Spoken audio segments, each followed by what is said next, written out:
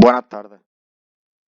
Somos el grupo de primero de biotecnología para la asignatura de microbiología, compuesto por Hugo Navalón Gómez, José Antonio Pulido Porras, Augusto Díaz Acosta y Mohamed Amin Benyachú.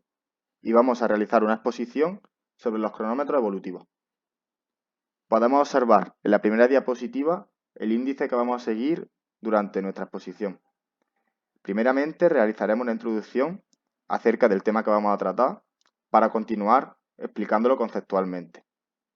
Continuaremos explicando cuáles son sus aplicaciones y características, así como la técnica, el modo de trabajar con estos cronómetros evolutivos. Continuaremos entrando ya más en materia, explicando cómo se llegó a elegir el cronómetro evolutivo más eficiente, las utilidades que éste tiene y su importancia.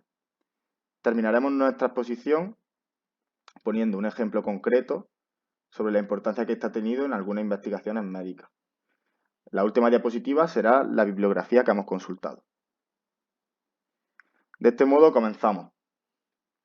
En 1962, dos científicos, Emil Zucker-Kandel y Linus Pauling, notaron que la cantidad de diferencia en los aminoácidos de la hemoglobina entre linajes diferentes encajaba con la tasa evolutiva de divergencia basada en la evidencia fósil. Esta observación fue generalizada, afirmando que la tasa de cambio evolutivo de cualquier proteína específica era aproximadamente constante a lo largo del tiempo y de diferentes linajes. Asimismo, se aplicó a la evolución de las secuencias de ADN. El uso de secuencias moleculares para estudios filogenéticos se basa en la premisa de que los cambios en las secuencias ocurren al azar y de un modo temporal dependiente y que cierta proporción de estos permanece fija en las moléculas. También cabe mencionar los trabajos de Kimura en el año 1983. En esta primera diapositiva podemos observar a los tres científicos que he mencionado anteriormente. Entrando en materia, podemos definir un cronómetro evolutivo como una molécula usada para la determinación de las relaciones filogenéticas entre organismos. Es decir, estos cronómetros evolutivos se encargan de medir el cambio evolutivo. Los registros fósiles moleculares abarcan un buen número de constituyentes celulares. Casi todos los marcadores quimiotaxonómicos pueden ser utilizados en este sentido.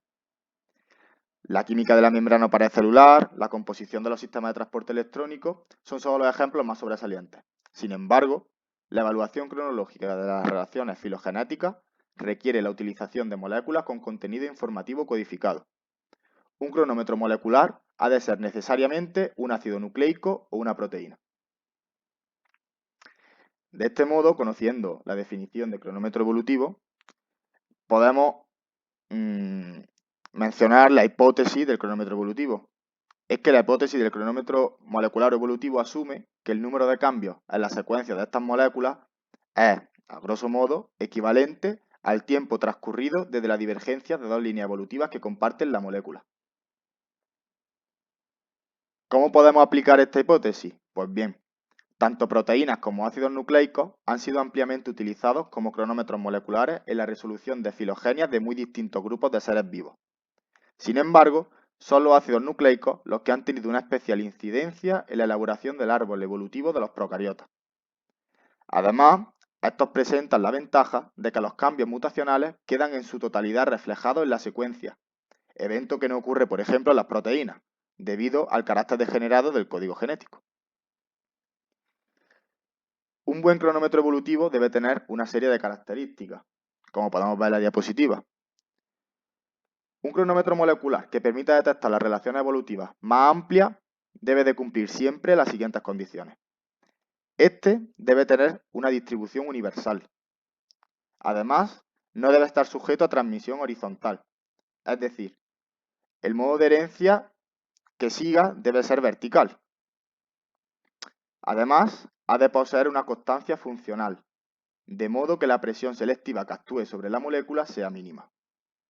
Por otra parte, la longitud de la secuencia debe ser suficiente para que las estimaciones de semejanza tengan validez estadística.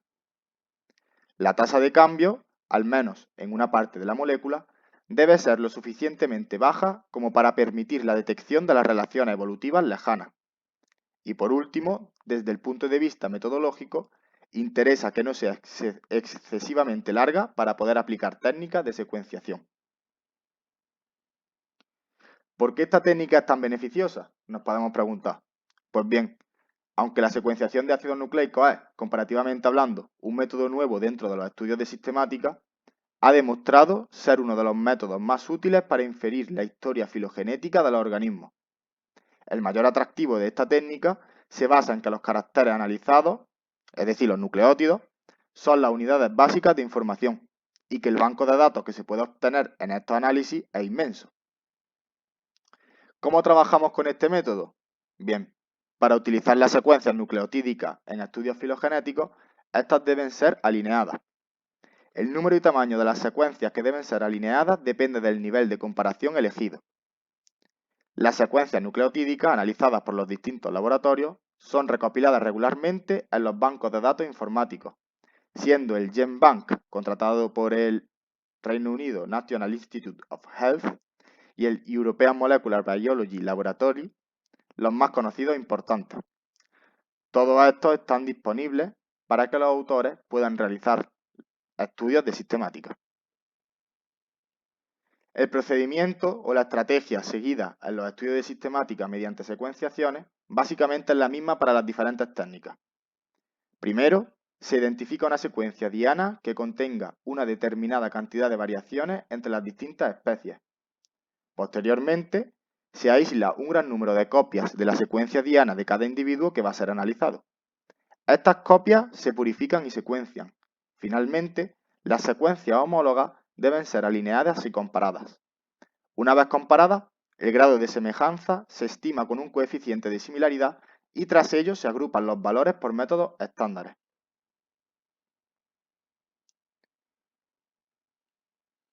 Ya conociendo cuál es el procedimiento que se sigue para estudiar estos cronómetros evolutivos, vamos a explicar cuál es el mejor cronómetro evolutivo y por qué. En teoría, debido a la cantidad y calidad de información contenida, el cronómetro molecular por excelencia que nos vendría a la cabeza sería el ADN. Sin embargo, su tasa de cambio es demasiado rápida como para que pueda utilizarse como indicador de procesos de especiación. Por ello, es el ARN ribosómico el que se ha constituido como principal cronómetro molecular. Los ARN ribosómicos forman parte integral de la maquinaria de síntesis proteica básica de toda célula viva. Sus tipos están universalmente distribuidos en todos los seres vivos, con alguna diferencia menor entre los reinos. Su función es constante en toda la escala biológica, y los tipos existentes presentan una variación en la longitud de la molécula adecuada para medir cualquier distancia filogenética. ¿Por qué es el ARN ribosómico el indicado, además de lo mencionado anteriormente? Pues bien, los ácidos ribonucleicos ribosómicos, al ser componentes esenciales de la vida, poseen estructuras que se han conservado durante el transcurso de la evolución. Sin embargo, estas estructuras primarias están compuestas por regiones alternadas de alta y baja variabilidad. Las regiones con secuencias variables contienen información de bajo nivel filogenético, mientras que las regiones con secuencias preservadas contienen información de los eventos evolutivos más tempranos. Asimismo, existe una gran cantidad de copias de ARN ribosómico en una bacteria que está en fase de crecimiento. De esta forma, el ARN ribosómico es un excelente marcador molecular para la reconstrucción de la mayoría de las relaciones filogenéticas.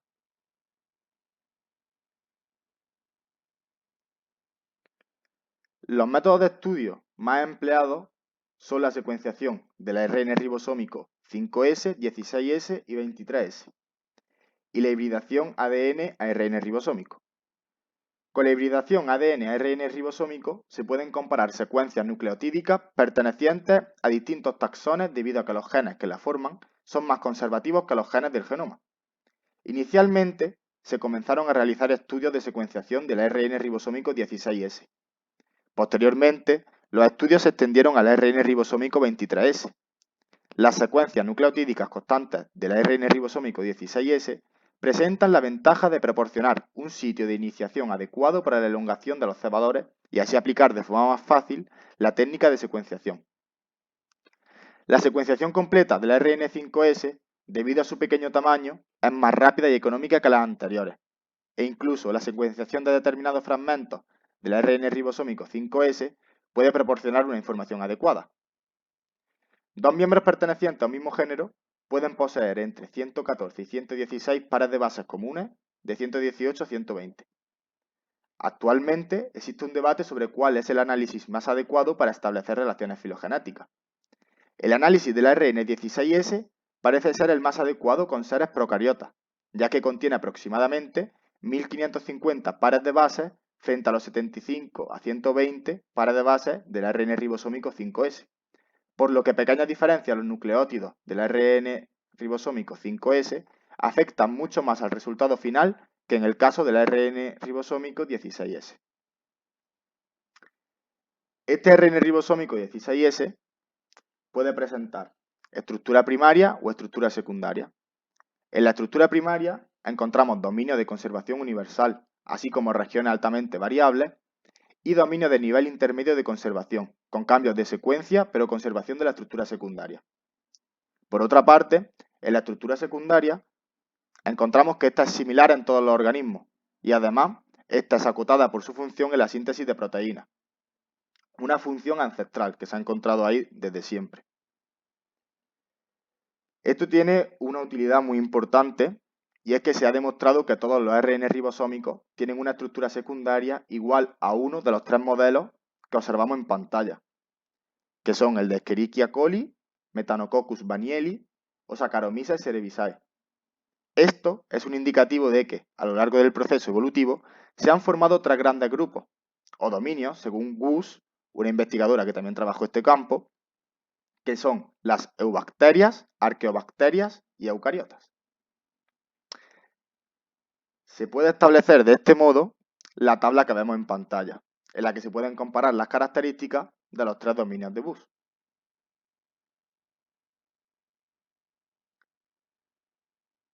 Vamos a llegar a la última parte de nuestra exposición comentando la importancia que tienen estos cronómetros evolutivos o moleculares hoy en día. Y es que el valor principal de todas las clasificaciones es que nos han permitido conocer cada vez mejor a los distintos organismos que existen. En todos los siglos anteriores, al ordenar y estudiar el mundo de los seres vivos, el ser humano ha logrado adelantos muy valiosos y hemos podido curar gracias a la clasificación filogenética a través de los cronómetros evolutivos una gran cantidad de enfermedades que antes se desconocían, descubrir su origen y determinar qué cepas tienen mayor probabilidad de propagación. Encontramos de este modo un ejemplo claro del uso de la filogenética en investigaciones médicas. Entre mediados y finales de la década de 1980, pacientes infectados por el virus de la inmunodeficiencia humana, VIH, manifestaron una forma peculiar de angiomatosis, con lesiones en la piel que recordaban a las características del sarcoma de Kaposi. Estas lesiones contenían invariablemente grupos de bacilos pleomórficos y por ello se denominó angiomatosis bacilar. Sin embargo, a pesar de repetidos intentos, el microorganismo no logró ser cultivado. Por tanto, el análisis fenotípico, aparte de la simple observación morfológica in situ, resultó imposible y sin material purificado no era factible desarrollar ensayos serológicos. Fue en este caso cuando se utilizó por primera vez el ADN ribosómico 16S para la identificación independiente de cultivo de un agente patógeno. El ADN ribosómico 16S del agente causal de la angiomatosis bacilar se amplificó a partir de tejido infectado, utilizando oligonucleótidos deducidos en base a regiones conservadas, comunes a todas las bacterias. El análisis de la secuencia amplificada reveló una nueva bacteria estrechamente relacionada con Rochallimaea, después Bartonella, Quintana. La identificación permitió poco después idear condiciones para su cultivo en el laboratorio y esto, a su vez, permitió el desarrollo de ensayos serológicos. La estrategia que condujo a la identificación de Bartonella Quintana fue posteriormente adoptada como método general para el descubrimiento de nuevos agentes patógenos. Con esto concluimos nuestra exposición y aquí en la última diapositiva dejamos la bibliografía que hemos consultado. Este es el fin de nuestro trabajo, esperamos que les haya gustado y un saludo.